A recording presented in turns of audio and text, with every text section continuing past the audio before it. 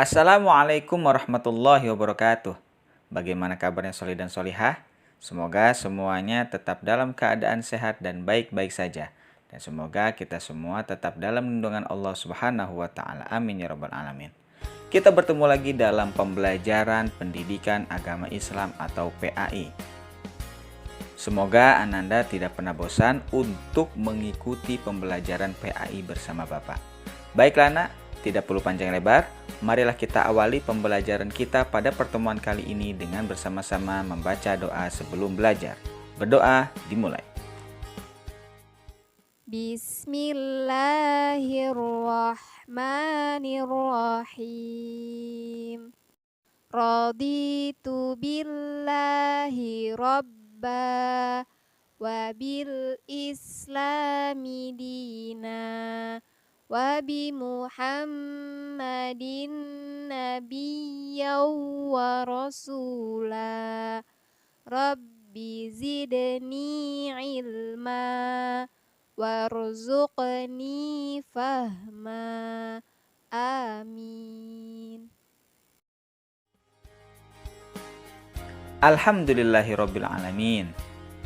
Pada pertemuan sebelumnya, kita telah bersama-sama menyelesaikan materi Asmaul Husna, Al-Wahhab, Al-Alim, dan As-Sami'. Dan insya Allah pada pertemuan kali ini kita akan bersama-sama memulai untuk mempelajari makna dari sikap bersyukur. Bapak minta kepada semua solih dan solihah untuk lebih serius lagi dalam menyimak pembelajaran yang akan Bapak sampaikan pada pertemuan kali ini.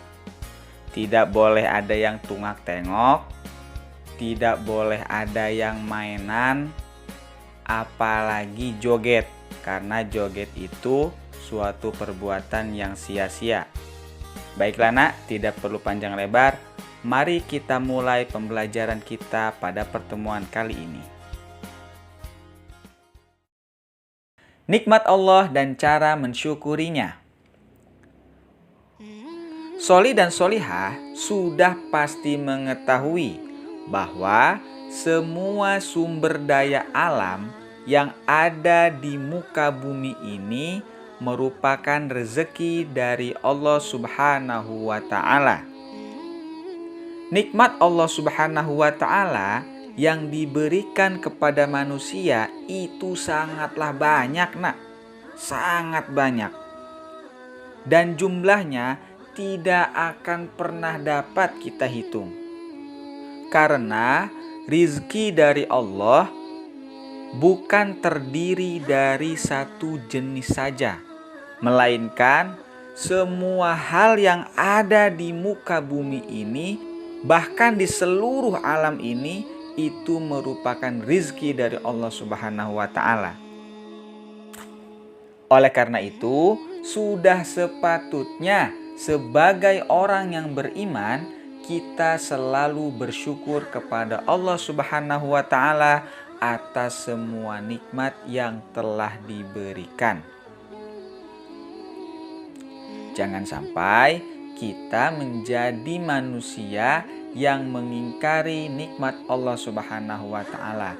Mengingkari nikmat Allah Subhanahu wa Ta'ala itu sama dengan kufur kepada Allah Subhanahu wa Ta'ala atau menolak pemberian dari Allah Subhanahu wa Ta'ala. Sedangkan Allah Subhanahu wa Ta'ala telah mengancam kepada orang-orang yang kufur kepada nikmat Allah, Allah akan memberikan azab yang begitu besar kepada manusia yang mengingkari nikmat dari Allah Subhanahu wa Ta'ala. Solih dan solihah ada yang mau nggak nih dihukum sama Allah Subhanahu wa Ta'ala? Mending kalau dihukumnya di dunia. Kalau misalkan dihukumnya di akhirat berupa api neraka, emangnya solih dan solihah mau dibakar di neraka? Api dunia aja panas, gak ketulungan sampai botak sariawan. Apalagi ini api neraka, Nak. Tidak akan pernah ada yang mampu menahan rasa sakitnya dan rasa panasnya. Maka dari itu, kita harus senantiasa bersyukur kepada Allah Subhanahu wa Ta'ala atas semua nikmat yang telah diberikan Allah Subhanahu wa taala kepada kita. Karena Allah Subhanahu wa taala telah berjanji di dalam Al-Qur'an bahwasanya Allah akan menambahkan nikmat yang begitu banyak kepada orang yang mensyukuri nikmat yang telah Allah Subhanahu wa taala berikan kepadanya. Jadi kalau misalkan kita bersyukur, Allah akan tambahkan kenikmatan tersebut dengan kenikmatan-kenikmatan yang lainnya. Akan tetapi kalau kita kufur, kita akan diberi azab yang begitu pedih. Seperti yang Bapak bilang tadi, kalau azab tersebut diberikan kepada kita ketika kita masih hidup di dunia, itu tidak seberapa, nak. Kalau misalkan azab tersebut diberikan kepada kita ketika kita di akhirat, itu berupa api neraka. Api dunia aja kita nggak bisa tahan panasnya sampai botak sariawan, apalagi api di neraka. Aduh, hancur lebur pokoknya mah. Makanya kita harus bersyukur ya, nak. Nah, Bapak pengen nanya nih kepada Solih dan Solihah, bagaimana sih cara kita mensyukuri nikmat dari Allah Subhanahu wa taala? Ayo, ada yang tahu apa tidak? Belum ada yang tahu. Belum ada yang tahu. Ya udah, kalau Solih dan Solihah belum ada yang tahu, Bapak akan memberitahu bagaimana cara kita mensyukuri nikmat Allah Subhanahu wa taala. Yang pertama, yaitu dengan cara beribadah kepada Allah. Melakukan semua hal yang diperintahkan oleh Allah Subhanahu wa taala.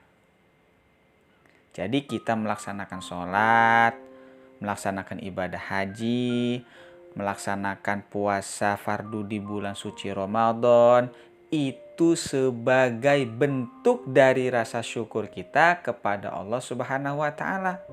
Berarti orang-orang yang sering meninggalkan sholat, tidak mau berpuasa di bulan suci Ramadan, tidak mau mengeluarkan zakat adalah orang-orang yang tidak pandai mensyukuri nikmat Allah Subhanahu wa taala.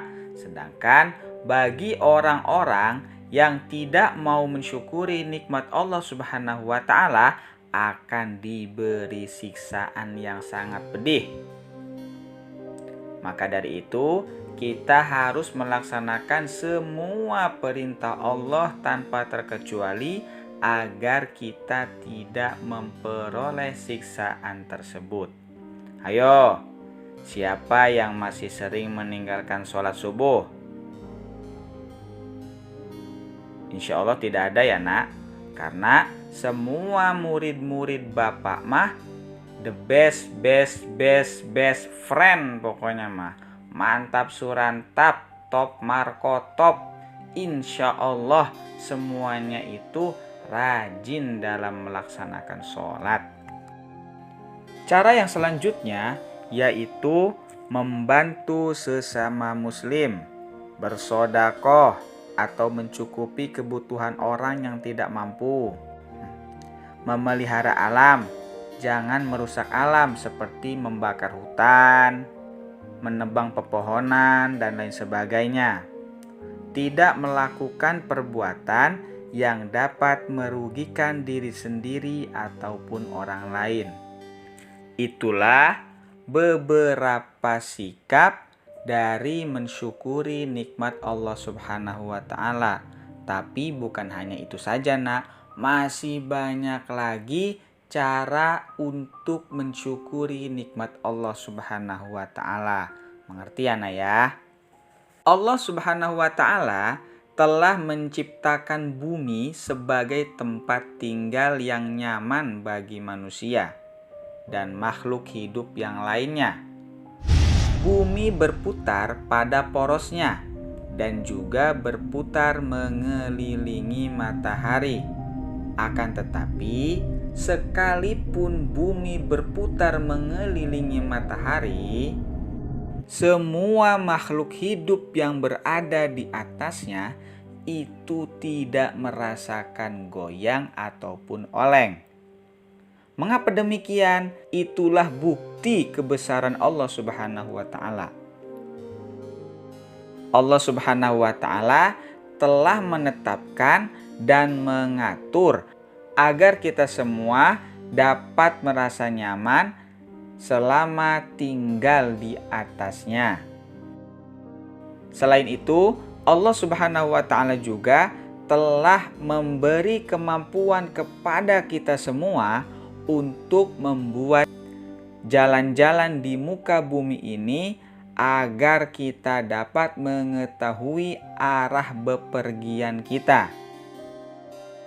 Manusia diberi pengetahuan untuk menciptakan alat transportasi yang memudahkan kita berangkat dari rumah menuju ke sekolah, seperti mobil, motor, beca, sepeda, dan lain sebagainya. Itulah contoh kecil dari nikmat Allah Subhanahu wa Ta'ala yang diberikan kepada kita semua yang wajib kita syukuri.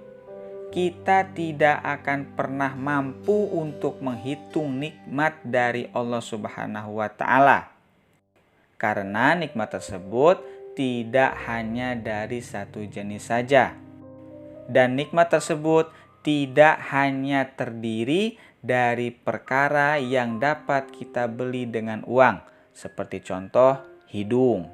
Di mana kita beli hidung? Di Ramayana? Nggak ada lah. Mana ada di Ramayana ada yang jual hidung? Hidung manusia, hidung. Ada juga yang jual madu gitu kan. Contoh lain mata. Emang ada yang jual mata? Nggak ada yang jual mata, karena hidung, mata, jantung, dan anggota tubuh yang lainnya itu hanyalah Allah yang dapat menciptakannya. Sekalipun manusia berupaya untuk menirunya, itu tidak akan bisa, karena buatan manusia itu mudah rusak dan hancur. Sebagaimana yang telah disabdakan oleh Rasulullah SAW di dalam hadisnya yang diriwayatkan oleh Imam Muslim, yang artinya Abu Hurairah radhiyallahu anhu berkata, Rasulullah SAW bersabda kepada Abu Bakar dan Umar, "Demi zat yang jiwaku berada di tangannya, niscaya akan ditanya tentang nikmat ini pada hari kiamat. Kamu keluar dari rumah-rumahmu dalam keadaan lapar, kemudian kamu tidak akan kembali sehingga kamu mendapat kenikmatan ini." Dalam hadis tersebut, Rasulullah SAW menjelaskan bahwasanya semua nikmat yang telah diberikan oleh Allah Subhanahu wa Ta'ala kepada kita itu akan dipertanggungjawabkan kelak di hari kiamat. Maka dari itu, gunakanlah semua nikmat yang diberikan oleh Allah Subhanahu wa Ta'ala dengan sebaik-baiknya, agar kelak ketika Allah Subhanahu wa Ta'ala menanyakan kepada kita untuk apakah nikmat tersebut, kita bisa menjawabnya dengan jawaban yang baik, bahkan yang terbaik, sehingga kelak Allah Subhanahu wa Ta'ala menempatkan kita di surganya Allah Subhanahu wa Ta'ala. Amin ya rabbal alamin. Baiklah nak, mungkin hanya itu penjelasan yang dapat Bapak sampaikan. Semoga semua penjelasan yang Bapak sampaikan pada pertemuan kali ini dapat Ananda fahami dengan mudah dan dapat Ananda amalkan di dalam kehidupan sehari-hari. Untuk tugas hari ini akan Bapak sampaikan di akhir pembelajaran ya nak, jadi tidak perlu khawatir.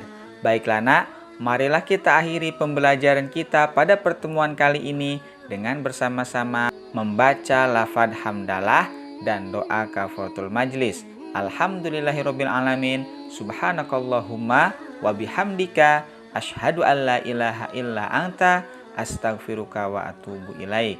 Bapak akhiri, Wassalamualaikum warahmatullahi wabarakatuh.